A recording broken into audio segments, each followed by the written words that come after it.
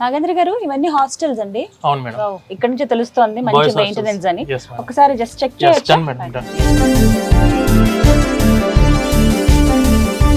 Maintenance అయితే చాలా అద్భుతంగా ఉందండి. Very clean hygienic records maintain ఉంటుంది. చేస్తారు. చూడండి స్టూడెంట్స్ కి ఓ హాస్టల్స్ లోపల indoor sports, okay.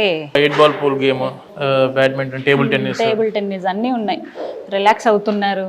Lift facility కూడా ఉందండి ఇక్కడ. ఇక్కడ ఎలా అంటే సింగిల్ రూమ్ ఇక్కడ వచ్చేసి డబుల్ షేరింగ్ ఉంది మేడం.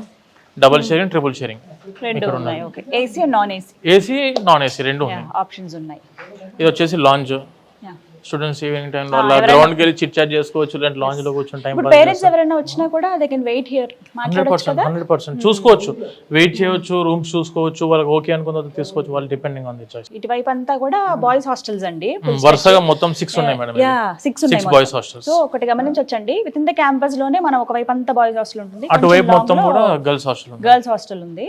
మధ్యలోనేమో రెసిడెన్షియల్ సర్వీస్ కూడా ఉంది. ప్రత్యేకించి ఏంటంటే మెయిన్ ప్రో వైస్ ఛాన్సలర్ కావచ్చు, డైరెక్టర్స్ కానీ, ప్రెసిడెంట్ కానీ కొంతమంది వారు ఇక్కడ స్టే చేస్తున్నారు. వాళ్ళు విత్ ఇన్ ద క్యాంపస్ లోనే ఉంటారనమాట.